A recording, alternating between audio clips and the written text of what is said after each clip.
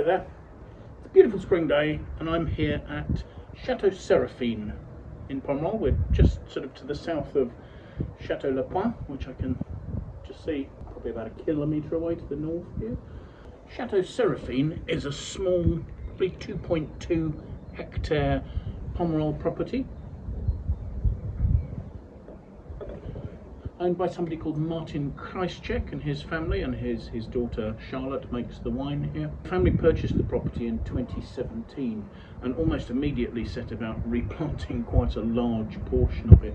The vineyards sit in two plots, one here at Plans and another at Mazaret, both of them about a hectare in size. The majority of the plantings are Merlot, but replanted some of the vines in 2017. They also put some Cabernet Franc in here. This particular wine is 100% Merlot, however. So it's not a wine with a huge production. This is an En-Primeur sample, so it's a wine that has spent some time in barrel, but still has to age probably for about another 9 to 11 months. In all, it'll get sort of 12 to 14 months aging in barrel prior to release. So as far as the 2024 vintage is concerned, this was a vintage that was cool, it was relatively wet, there was quite high fungal disease problem. So actually in those sort of conditions, a property such as Chateau Seraphine, which only has these sort of tiny 2.2 hectares of vines, are probably quite well positioned to deal with the situation. Because as Martin says, they're hardly farming here, they're more sort of gardening. Actually in Pomerol, flowering and fruit set seems to have gone quite well.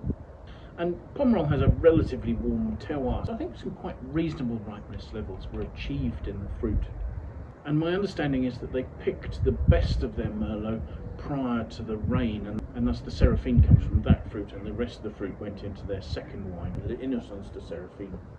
Nonetheless, this was a vintage where yields were very low. I think Martin said somewhere in the region of 50% of what they'd produced last year.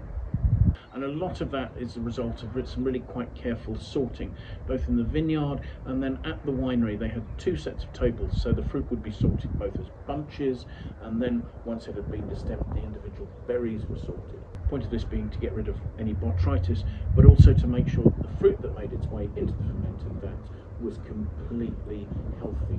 As far as maceration is concerned, I believe Charlotte did a brief cold soak here at about 10 degrees for a day. And then the fruit underwent a week-long fermentation.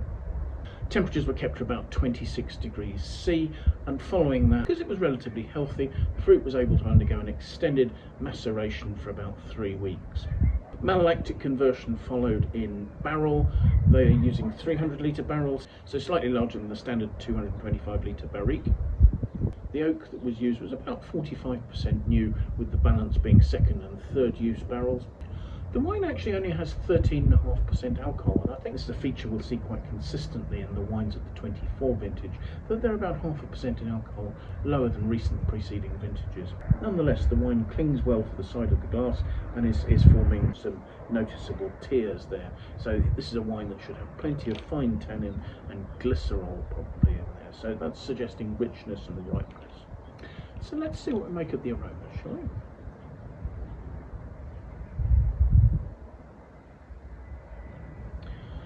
The aromas seem a little restrained, but gradually show us sort of a warmth and a richness. There's dark, ripe plum, that sort of note in there. In fact, very vividly aromas of damsons. There's perhaps a little touch of sort of high ripeness, sort of prune-like note. And behind all that, very harmoniously in there, there are just hints of vanilla. It's attractive and it's very harmonious. So let's have a taste.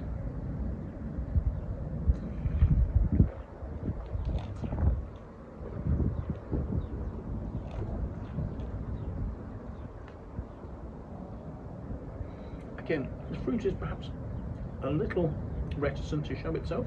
Initially there's a nice fresh acidity, savoury notes, there's a little bit of sort of sweet spice there, sort of cedary, sort of almost like incense, touch of cinnamon perhaps, but then the fruit is slowly opening, and again there's a beautiful, really precise sort of damson perfume coming through there. There's a texture a fine, sort of slightly velvety plum skin. And the black fruit that's there is becoming more juicy as the acidity sort of cuts through. The wine's somewhere between medium and medium full-bodied. It's not a weighty wine, but it has some nice density, and there are some good fine tannins there. There's a smoothness. I wouldn't quite say it was chocolatey, maybe more of a sort of a cocoa powder-like sort of nature.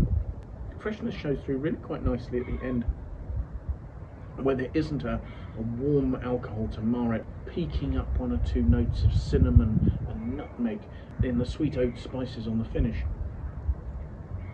But generally this is much more about the acidity, giving an attractive juiciness to some really quite nicely defined sort of dams and perfume. I suppose texturally there is just a tiny touch of that sort of Pomerol earthiness, but really this is more sort of ripe, rounded opulence.